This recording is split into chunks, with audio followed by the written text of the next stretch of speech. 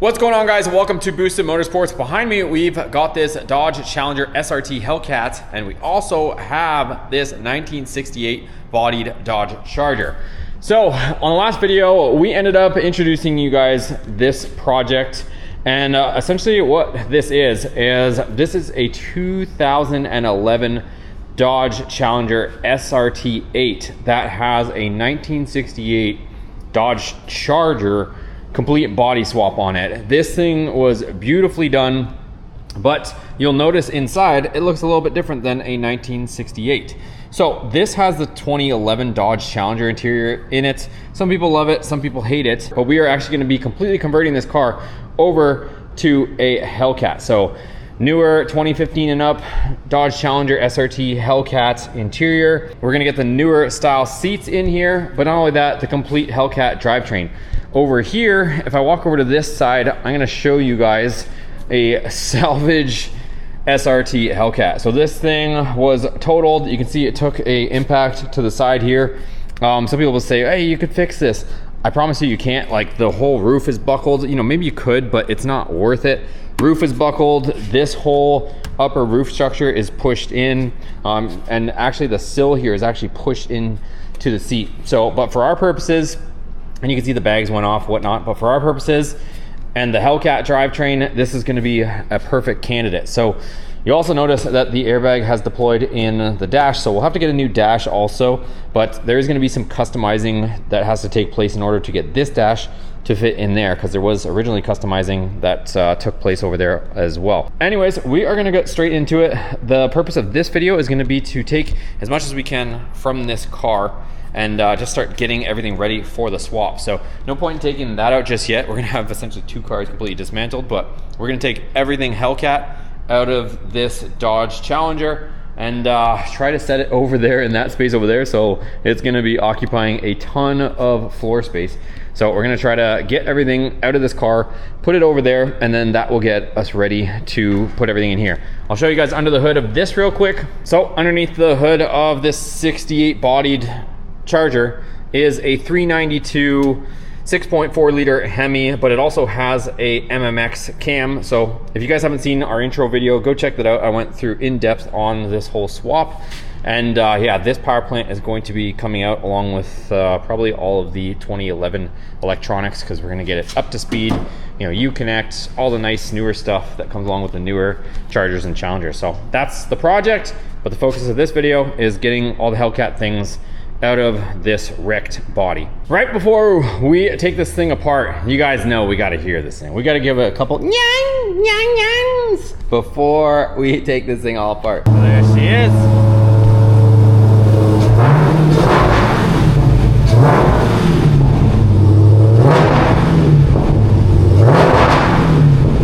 Sounds good.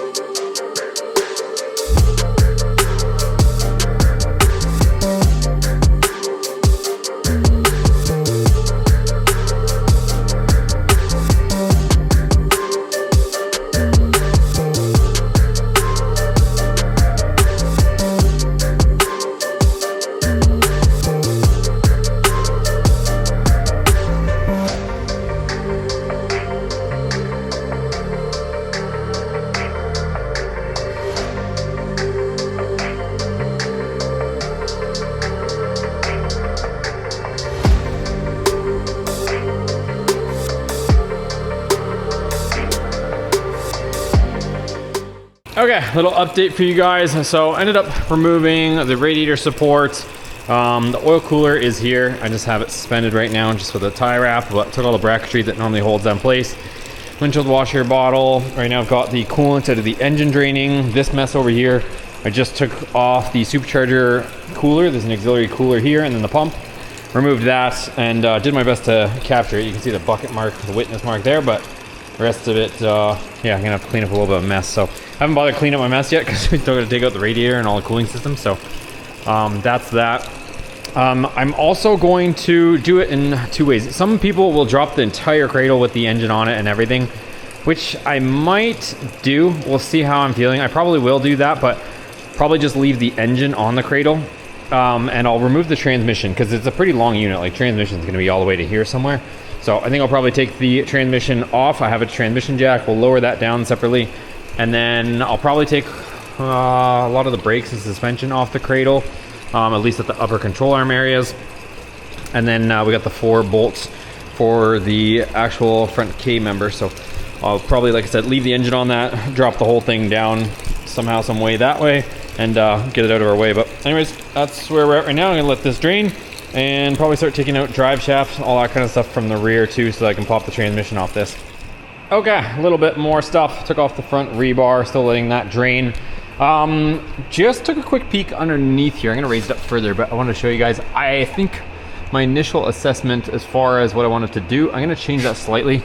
So this thing, when it, I guess, hit whatever it hit, see this lick that it took right here on this K member? This K member is no bueno. So what I'm actually gonna do is the K member that's on the car right now, that one will be fine, the one that's on our 2011, since it's still a V8 K member. So I'm probably gonna leave that one on here, and we'll take the transmission out, pluck the engine from the top. This can just stay in here, and we'll probably just swap over the SRT knuckles and whatnot from this car. So that's kind of my new plan on this. Like I said, just kind of assessing things as we go here, but that's what I'm gonna do. So let me continue down here. I'm probably gonna take off the factory exhaust, get this out of our way, and then I can start taking down the transmission and get this out of here as well.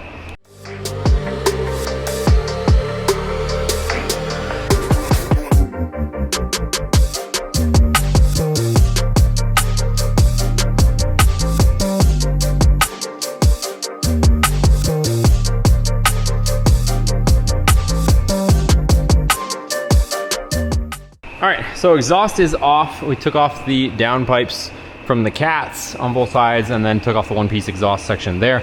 And then I'm just about to take the drive shaft out, but check it out how hard this thing took a hit, you guys. Like, all the way to the transmission tunnel is bent. It bent the bracket on this drive shaft.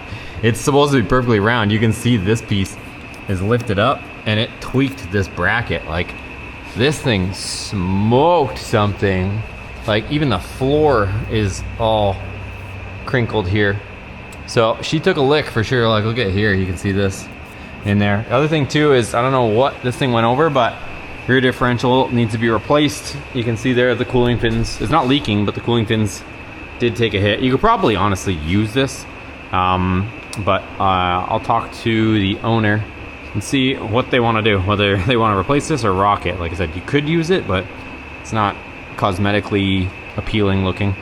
But yeah, I wanted to show you guys that just before I took this out. I've never seen transmission tunnel bent like that. That's wild. So this chassis is definitely totaled, so it makes sense, you know, why I ended up getting totaled out. So all right, let's go ahead, take this out, and then we can get onto the transmission. So we'll get this transmission out of here, drop it down, and continue.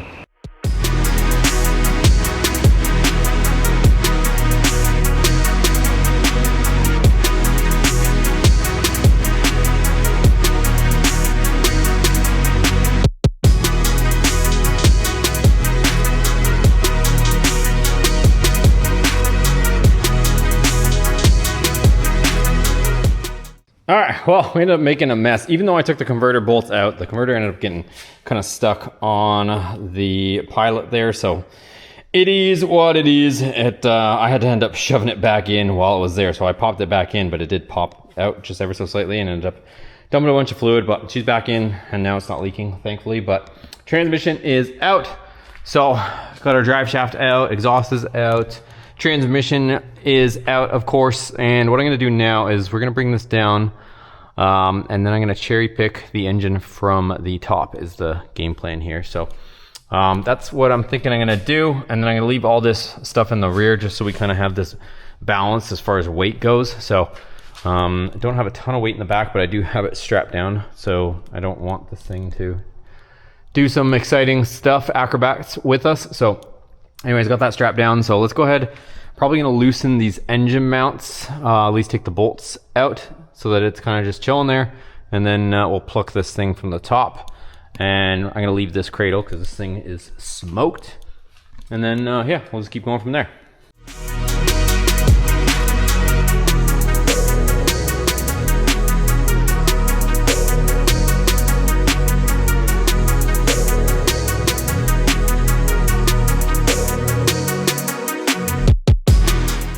Okay, engine is out, you guys. I will tell you, this is not the best way to take this out, but just the fact that we are completely dismantling this. If this was your own car and you've got an LA or a Challenger or LX platform, definitely drop it out the bottom with the subframe, because taking it out this way is not ideal, especially with the brake lines here too, because unless you lift it up way up high and over everything, you kind of have to move the brake lines out of the way to be able to come through here on the two frame rails. But since I am taking all that stuff apart, I wasn't too worried about disconnecting all this stuff. Anyways, she is out. I'm gonna get this out of our way. We're gonna quickly run out of room over here. Transmission's out, engine is out, and now we're left with this kind of bare chassis that we gotta take all the stuff from, because we need all the stuff, but I don't know where we're gonna put all the stuff. It's kind of a bit of a conundrum over here. But anyways, she is out, and what else can I tell you about it? That's about it. Constantly just, you know, fluids of all kinds. It doesn't matter how much you try to drain stuff. As soon as you start tipping the engine a little bit, it's gonna start running out of hoses and whatnot. So we got a big mess to clean up, I should say. But anyways, let me keep plugging away, get a little bit organized, and then we'll just keep getting more stuff out of this thing. Okay, another little update for you guys. So front end is down to pretty much just the K-member. This arm here is actually, the bushings ripped in it from the accident, so I didn't bother taking that one. Again, K-member has some pretty big damage, so I didn't bother with that. And then this side, we got all suspension out. I'll probably take this arm also. This one looks to be okay. Gotta just remove that, and then once we get the interior out, then I can start taking all of this engine bay harness out and whatnot. And then here is the growing pile of parts. So what I'm gonna do now is put it up, and I'm gonna start working on getting the rear ends out of here. So we'll do the same, drop all that. I'll pretty much drop that as a complete cradle, because that can drop down, and then like I said, I can just put this whole thing back up in the other vehicle. The wheels, I think I showed you guys, they are damaged, so not a whole lot to do there, unfortunately, but yeah, they're not in the greatest shape, and I don't know if they are true originals. 2 of them are good, and then 2 of them are not. And then you can see just how wide some of them are. I believe these are aftermarket wheels. You can really tell the fronts from the rears. But that's pretty much that on that stuff. Let me go ahead and start getting the rear out. Okay, another little update for you guys. So, dropped the rear cradle. It's a matter of disconnecting the shocks and a bunch of stuff really, but I just went ahead, whipped through it, disconnected the parking brake, fuel filler neck, some sensors, some hoses, brake lines, and then dropped it down. So I'm gonna wheel this out of the way, and then next I'm gonna work on getting the tank and any lines off the bottom of the car.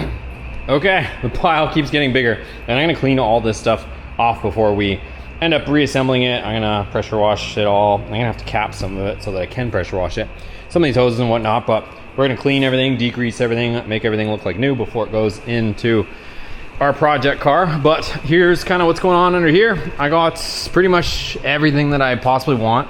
It's crazy looking at the transmission tunnel and just how pushed in it got. Like, I don't know if you guys can see that, but this is so much lower. That's supposed to be level with this one. Just got absolutely ruined on this side. So we're gonna go ahead, I'm gonna bring this down. I got my parking brake cable. I'm not sure if I need it. We'll address that once we get there, whether the 2011 stuff is different or not. I might just swap it over just to be sure. But that's pretty much it. Here's our wiring for our fuel pump stuff, and that's about it. So let's bring it down, and then I can start taking out the interior. Once I get the interior out, then we can take out the wiring harness for our engine bay as well. Okay, so we're in the interior. This side is manual, so I'm able to actually manually slide the seat rail forward so that I can access the bolts. That side, I actually had to power the system back up. I could have just, you know, jumper wired it if I really wanted to, but I just made sure that we didn't have anything connected up here power-wise. So This is the positive post that runs to all the engine bay stuff, but since I don't have anything on there, I was able to actually power up the system so that we can move the seat forward and get that out of there. So I took out the front bolts, but now we should be able to move the seat forward like you can see here, and then I can get to the rear bolts and get them out.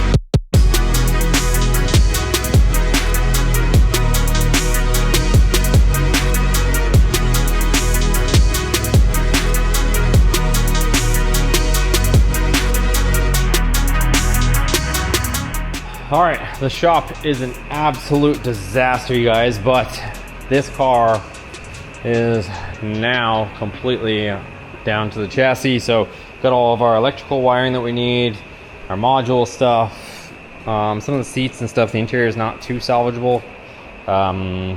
If you guys are local and you happen to want to take these seats, there's no tears in them per se, but just that one, the bag is blown out on the side of it, and then this one, it's a little bit dry looking, you know, maybe if you reconditioned it or something. But anyways, what I ended up doing was I just welded on very poorly, may I add. I didn't do any prep or anything, but I just welded on these casters so that I can hopefully wheel this thing around, and then we'll call scrap metal guy and get him to come do what he will with it. So like I said, I just welded these on very poorly, but enough just to hold it and be able to wheel it around. So let's go ahead and put this down, and yeah, that's pretty much it, you guys. There's a whole car in pieces everywhere, which is making me crazy because I can't even move in here right now. So we're gonna have to get organized, assess what parts we do or don't want to keep. That way we actually have room to work, because right now there's just absolutely nowhere to move right now. So I'm gonna get this down, hopefully it rolls, and then yeah, we'll get it out of our way. Okay guys, well, the space is now cleared, and here is the car essentially. So there is some stuff, like I think I mentioned a few times, that we do have to replace and source out. So couple seats, so might as well just get the matching pair. This bag deployed on there.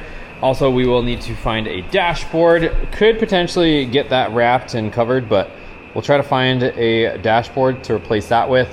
Other than that, like I said, I'm gonna end up cleaning all the stuff that we are gonna use, because there is a lot of just dust and debris on stuff. So before it actually goes into the vehicle, our 68 bodied Charger, we're gonna end up cleaning it all and getting it all looking nice and fresh, so that everything goes in and is just super clean. So Charger's up there. So pretty much what you guys can expect for next video. Comment down below, actually. Let me know if you guys want to see me kind of get all this stuff prepped and ready to go. Let me know if you guys want to see that process, or if I should just do it behind the scenes.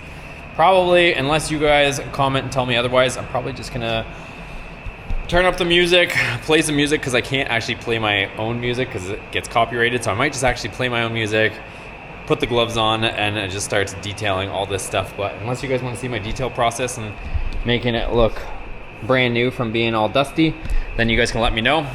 Subscribe to the channel if you haven't already, because I'm posting a lot of videos. We got a lot of cool stuff on the way too. We've got our Ram 3500 dually project that we're working on. We also have our Hurricane Swaps Dodge Viper that we are gearing up to go to the track with, and we also have our own fully built Dodge Challenger SRT Hellcat that is in the 9s that we're going to be headed back to the track with shortly. So lots and lots of stuff to be tuned in for. So anyways, thanks for watching. Go check out shopboosted.com. It's my own personal sponsor. I don't spam my channel, but you guys are helping and supporting the channel by going over to shopboosted.com. Get yourself some merch, support your boy, and thanks for watching again. We'll see you guys on the next video.